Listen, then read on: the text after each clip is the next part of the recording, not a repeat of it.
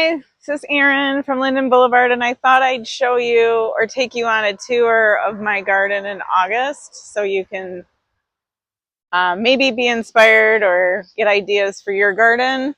I thought I'd start here in our front yard, and we're under a big umbrella of trees right here, so this is mostly shady all morning until later afternoon and gets a little bit of sun as it's setting um, over on this side of the yard.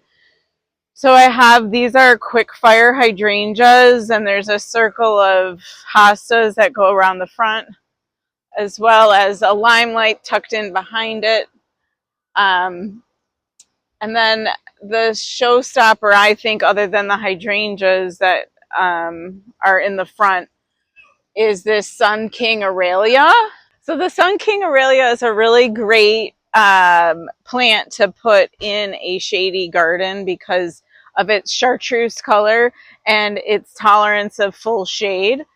This is its second year in this location, and it's just getting bigger and better each time or each season that goes by. And then I just have a sprinkling of other shade perennials. This anchor here, this Japanese maple, has been here for 20 years or so. This area of the front yard gets the most sun later in the day. So the rhododendron here we found as a tiny little baby in our backyard, moved it up front, and it's really been thriving. We have a sprinkling of different hosta types that I just keep splitting and moving around the yard.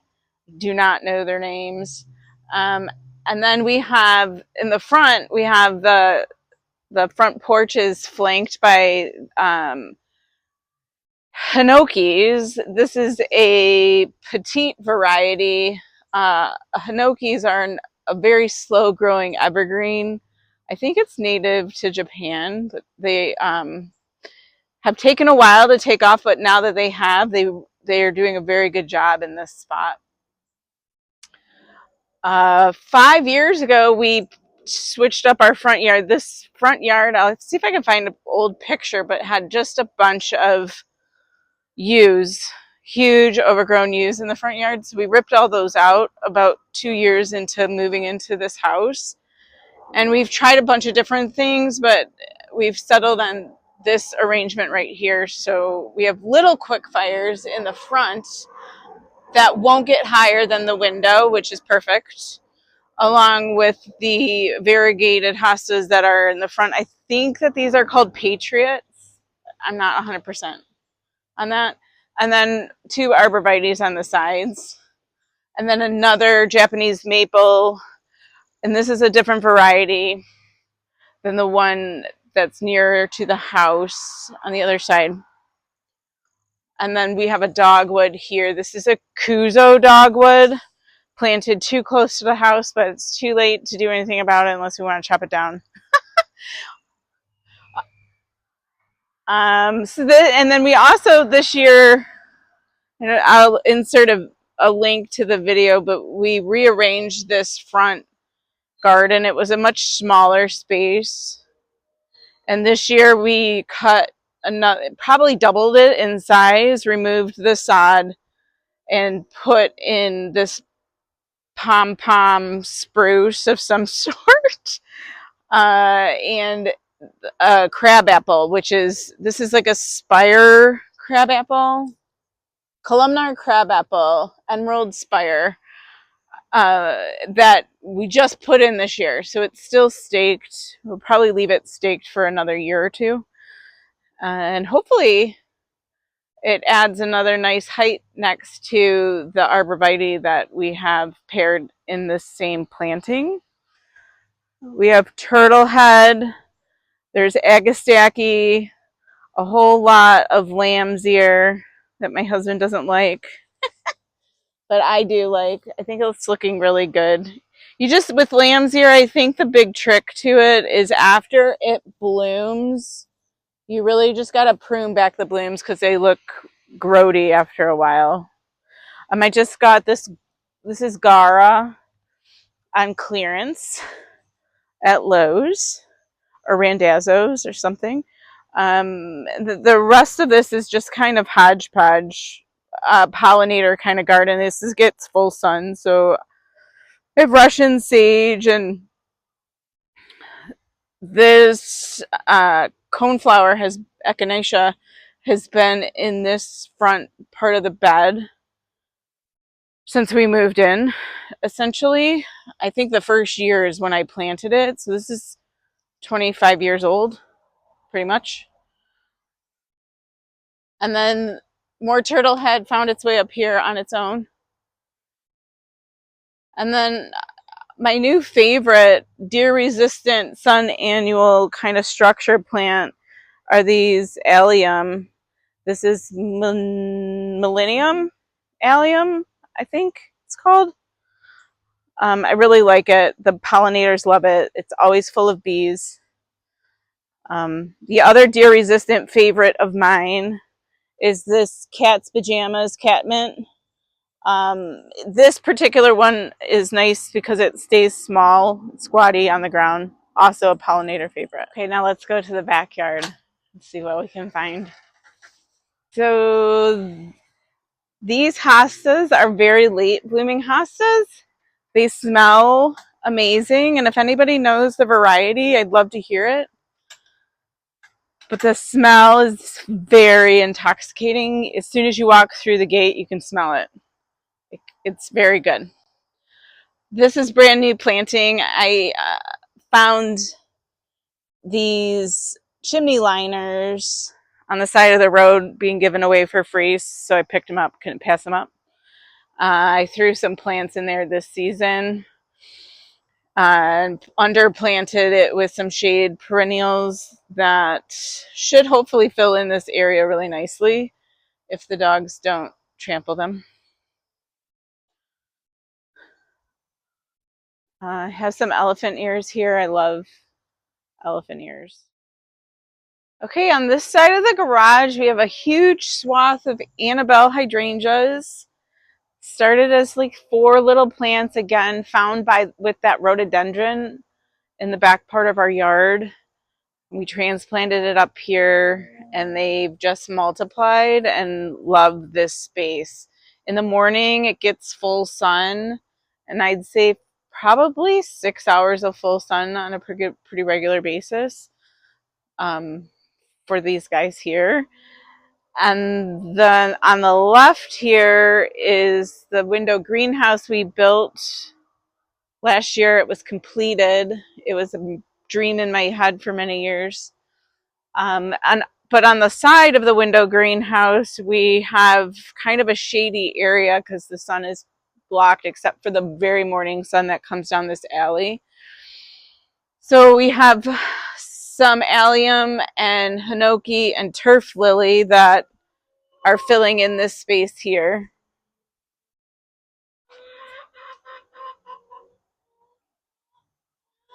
And while we're here, I thought we'd take you inside the greenhouse. Take a look. It kind of overflows out into the yard.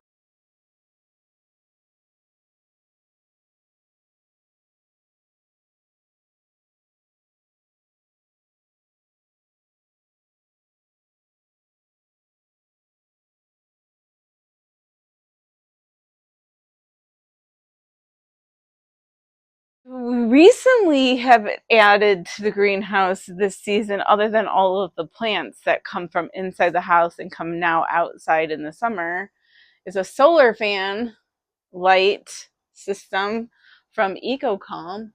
Not sponsored. We just found it and purchased it, and so far we like it.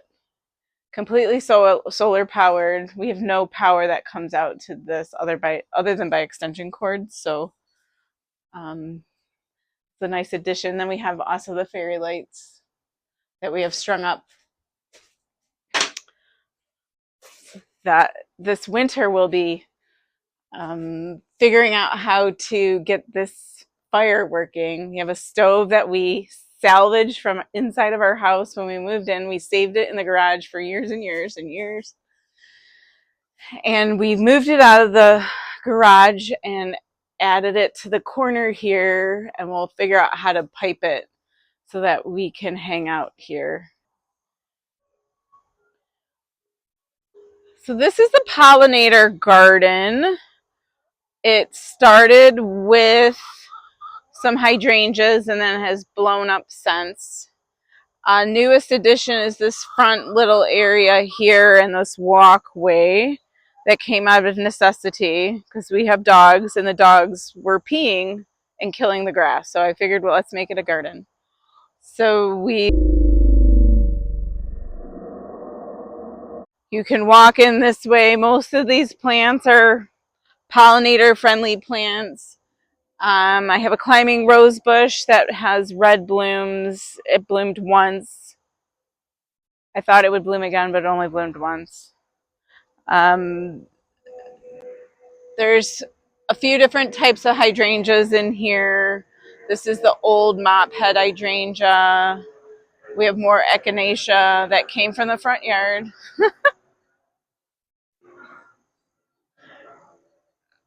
So the pollinator garden has a assortment of hydrangeas. I'll list them in the video so if you like them, you can find them on your own. There are lots of echinacea, some elephant ears poking out from underneath the limelight hydrangeas. I have a 9-bark in the corner anchoring that back corner of the garden and also creating a screen to my stored pots behind the greenhouse. And then we have the bees. I have 3 bee boxes that like to frequent the garden as well, and the chickens. So I'll take you across the yard to the other side of the deck, but first we'll see this garden here. This is a stewardia that has some sort of bug eating it. This is about 3 years old, small dogwoodish type of tree. I think it's pseudo gardenia, I think is the type of stewardia it is. And then I just have it underplanted with some salvia. There's another hosta in there, backed by this old iron fence piece that I found on Facebook Marketplace.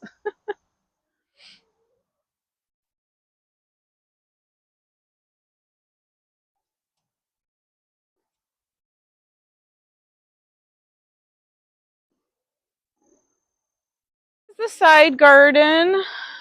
It's slowly evolving over the years. It used to get a lot of sun, but now it's not getting as much sun. The phlox that have been, I didn't plant the phlox that have been in here, so they're over 20 years old. We have a tree peony that's struggled for 20 years. I did not also purchase it. It came with the house. But I've been doing my best to help it thrive. This is Crocus mina. I think that's how you say it. It gets a really pretty red flower. It took too long to film this video, so you don't get to see it, but it's a hummingbird magnet.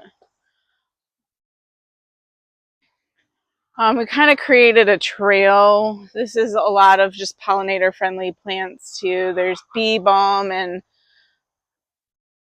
Mexican sunflower in the back. There's another 9-bark in here. The peonies, we have a host of peonies in the back corner that probably need to be moved because they don't get enough light anymore. And then this really poorly pruned limelight hydrangea tree standard thing. It's, a grafted limelight onto a tree stalk or tree stem. I don't know what you say, but I have just really struggled with the pruning of this. Every year it flops once we get a rain. And then we have like an alfalfa going on with the tree. If anybody knows how to prune a limelight hydrangea tree, I'd appreciate the tips. There's a walkway in the back. You can start the walkway under this arch of sweet autumn clematis that is getting ready to bloom. This is a beast of a vine that I had literally gotten just one tiny piece of 3 years ago, maybe 4 years ago, and it's a beast. I find it in other places, so it might be invasive. I'm not 100% on it. And this is looking a little tattered, but this is really nice in the spring. It's full of ostrich fern.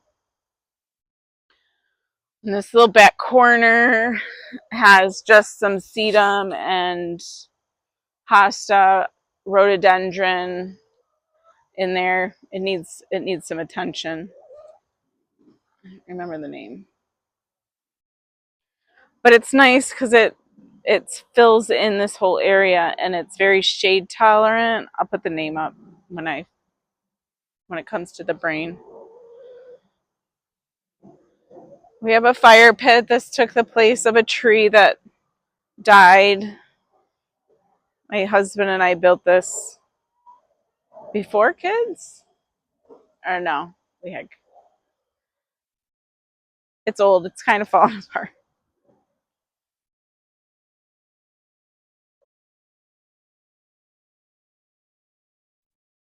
I guess we could go to the back.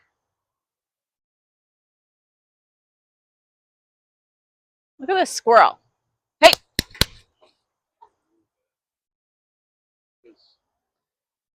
It's the tree. He's living off of the tree.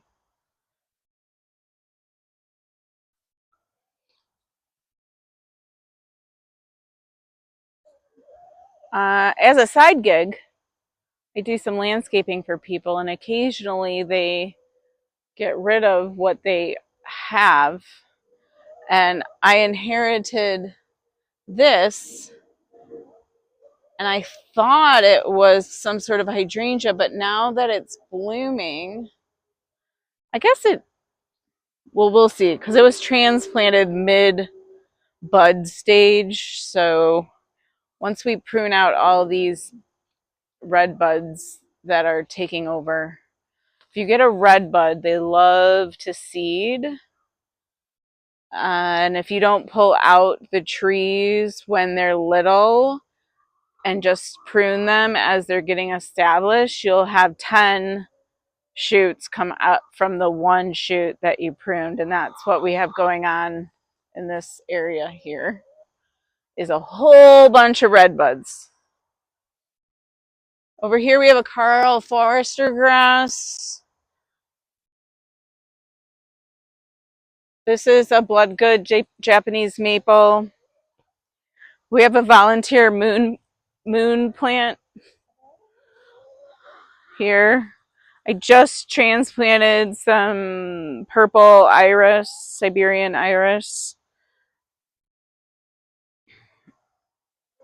We have some Lenten rose that we transplanted from pots that I had planted up earlier this spring. Another type of echinacea, some more turtlehead. So this is a newish planted area. Came out of necessity, actually. We had a large overgrown yew we chopped down last year, which then lended itself to a bunch of light. And then instead of it just becoming weeds, we decided to plant it. So we have some new limelight hydrangeas. I don't know if you can tell, but those seem to be my favorite. There's, I think, 1, 2, 3, 4. There's 5 of them in this area. And then we'll just kind of fill in as, I find things or things speak to me. I don't ever plan my gardens. I plan other people's gardens, but I don't plan mine.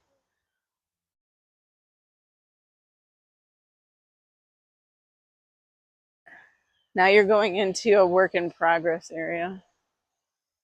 So this is another Sun King Aurelia that is filling in the corner kind of nicely, hiding the junk. We have a bunch of lily that I gotta pull. And then we have to trim up these beasts of a shrub that lives behind us in our neighbor's yard. They're pokey, so you have to come with gloves and be prepared for all the things when you trim them down. So, yeah, we have an oak leaf hydrangea that was browsed on by the deer. It's now coming back. And then we have this really awesome hydrangea, and I'm going to have to look up the name. I have a tag somewhere. But I really like the lace cap blooms on it. They're kind of spent this time of year, but I really, maybe it's called Tough Stuff. There's two of them back here. That one's doing the best. We have Lamia acting as a ground cover, hoping to continue to fill in. It's just really nice for weed control. So this back area of the yard has, my idea is to have a bunch of Brunnera or Brunera, however you want to say it, and Pecana grass, Japanese forest grass, and hostas kind of filling in this whole area back here. It's just getting going. And I haven't been back here pretty much all season, so we have lots of weeds amongst the plants, and something is chowing down on them. But what's really nice about Brunnera is it gets a really pretty blue flower in the spring. The deer won't eat it because it has very textured leaves, and I like the variegation, the silvery kind of color to it. And then I also really like this hosta that volunteered itself over there. And the last piece I'll show you is this Moonflower patch, I guess you can call it. Last year there were 3 Moonflowers, and this year we have a sea of Moonflower. It's just gone bonkers. And actually, it reminds me of what it used to look like when we first moved in. There was so much Moonflower. And then we always had a few of them, but this year is really, really taken off. I have a magnolia here that I transplanted. I don't think it made it. I haven't pulled it out yet.